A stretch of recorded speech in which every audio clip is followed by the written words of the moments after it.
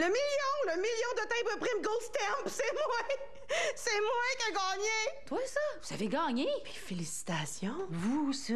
Pardon? Dites-moi pas que c'est vous la maudite chanceuse. Un extrait du très attendu film Nos belles-sœurs qui a pris l'affiche hier. Sortez votre popcorn parce que plusieurs autres belles sorties nous attendent sur le grand écran cet été.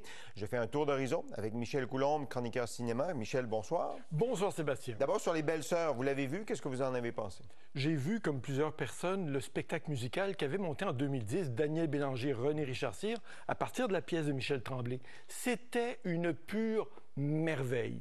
Le film est bien, mais il n'est pas une pure merveille. Quand on le compare à d'autres adaptations. La même équipe, finalement, à partir de la même œuvre de Tremblay, ça n'a pas la même force. C'est déjà un succès, on le constate en salle. Ce sera un succès parce qu'on est attaché à l'œuvre de Tremblay, à ses interprètes aussi, d'Ariane Moffat à Guylaine Tremblay.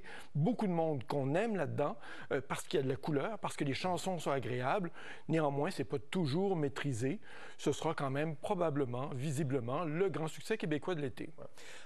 On vous a demandé de nous identifier certains films que vous attendez particulièrement. On commence par Tornade. Oui, parlons du climat. Oui, oui, pourquoi pas? Oui, en fait, c'est vraiment ça la proposition. En 1996, un film intitulé Twister, Tornade au singulier, connaissait un immense succès. Toutes ces années plus tard, presque une trentaine d'années plus tard, on propose une suite, Twisters, Tornade au pluriel. La seule chose qui revient, c'est l'Oklahoma et en fait aussi, bien sûr, les tornades. Et les chasseurs de tornades.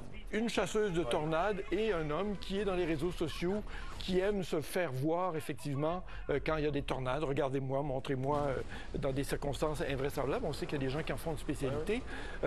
Et bon, bien sûr, les effets spéciaux ont beaucoup progressé depuis. Et les images, les premières qu'on a vues, c'était pendant le Super Bowl. Ça établissait le côté spectaculaire du film et un film qui nous dit, c'est la prétention de l'équipe, ce sera une occasion de réfléchir aux conditions climatiques qui se dégradent. Donc, un message. Disent-ils, je pense que les gens qui iront seront plutôt épatés par le côté très impressionnant des effets spéciaux. Les images qu'on en a vues sont vraiment assourdissantes. Parce qu'il y a 28 ans, il y a des gens qui avaient été marqués par une vache qui volait. Donc, les effets spéciaux d'il y a 28 ans ne sont pas tout sont dépassés aujourd'hui. Là, on a vu une automobile, notamment, s'envoler. Bon, tout ça est possible aujourd'hui. Donc, ça sort la semaine prochaine. Et Ellen Hunt, qui était de la version originale, reprend son rôle dans cette version 2024. Vous allez aussi surveiller le nouveau film de Riccardo Troggi. Là, on est rendu à 1995. Oui, Riccardo Troggi raconte sa vie de façon très fantaisiste, avec de l'autodérision, 1981, 1987, 1991. Et 95, en fait, c'est 94-95. Ça se passe en bonne partie ici, à Radio-Canada, parce qu'il participait à la course Destination Monde. On envoyait 8 jeunes reporters un peu partout. Il y a eu Denis Villeneuve, Philippe Falardeau. Enfin, ils sont nombreux à avoir fait ça. Et donc, pour Riccardo Troggi, ça a changé complètement sa vie. Ça l'a établi comme cinéaste. Je suis un peu concerné par le film. Ben oui, mais vous étiez juge, c'est ça, à la course juge permanent à l'époque. Donc, est-ce qu'il y a quelqu'un qui joue Michel Coulombe dans le film? Quelqu'un me joue. Ah oui? Bon, ce ne sera pas le rôle de sa carrière, mais néanmoins... quelques répliques? Quelques répliques, je l'espère bien. Pour lui, en tout cas. Le film sort donc à la fin du mois. Il disait 3 films, il n'y en aura pas 4. Maintenant, il dit 4, il n'y en aura peut-être pas 5. On verra bien. C'est une façon très divertissante de présenter, effectivement, des aspects de sa vie. C'est ce que fait Riccardo Troggi. C'est intéressant parce que c'est toujours Jean-Carl Boucher, n'est-ce pas, qui joue Riccardo Troggi. Qui l'a choisi très jeune et qui vit avec depuis et qui l'accompagne par sa voix en narration parce que ça sert aussi à ça. Et Sandrine Bisson, qu'on a découvert dans le rôle de sa mère, identique à sa mère, celle que j'ai rencontrée donc en 94, est absolument pareille, avec ce même caractère et cette énergie-là. Il y avait déjà ça, donc on aura ce plaisir-là à la fin du mois de juillet. Donc les personnages collent à la réalité. Parlez-moi de l'adaptation de l'œuvre d'Alexandre Dumas, Le Comte de Monte Cristo. C'est l'auteur à la mode en France. Hein? Les Trois Mousquetaires, immense succès en salle. C'est donc 3 films, je crois.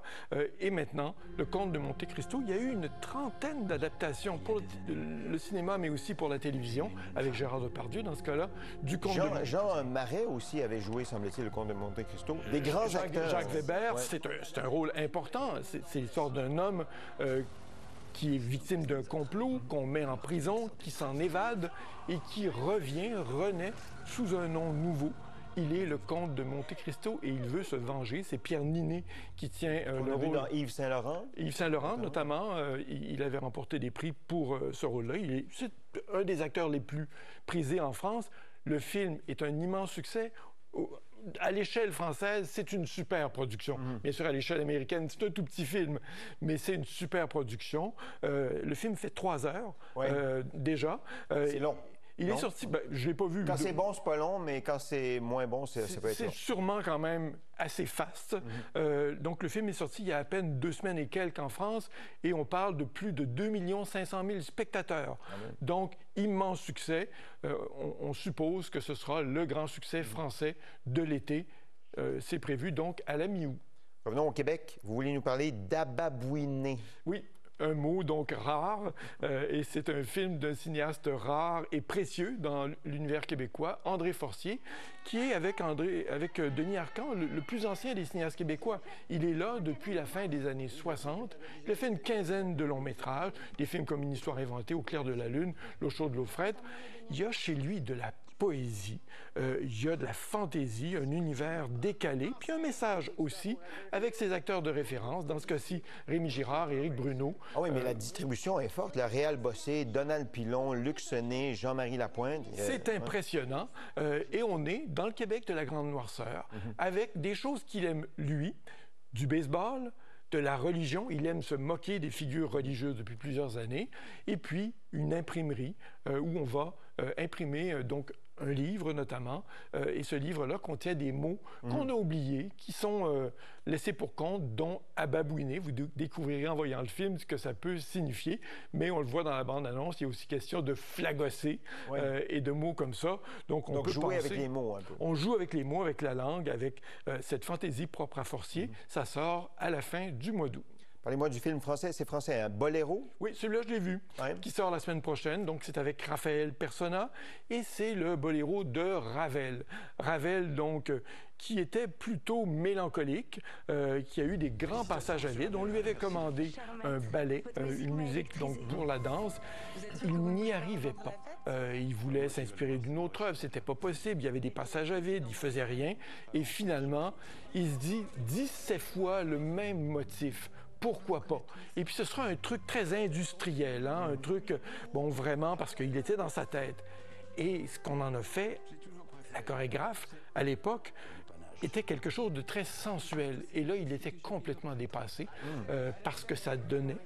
Son œuvre lui avait échappé complètement et va l'avaler aussi complètement parce qu'il deviendra, pour tout le monde, l'auteur du boléro. On nous dit à la fin du film qu'il n'y a pas dans le monde plus de, je crois, 15 minutes qui passent sans qu'on entende quelque part le boléro de Ravel. Donc, à tout moment, on lui fredonne ça, alors que lui se dit « j'ai pas vraiment réussi mon truc ». Bref, on plonge dans la création avec ce personnage, celui de Ravel, que je connaissais, moi, assez peu. Raphaël Persona est très crédible, notamment parce qu'il est aussi pianiste, donc il peut effectivement bien jouer ce personnage-là de Ravel. Intéressant. Vous nous donnez envie d'aller au cinéma, Michel. Merci beaucoup. Faut y aller, il y a l'air climatisé, ça peut être utile, notamment. Merci, bon été à vous. Au revoir. Merci.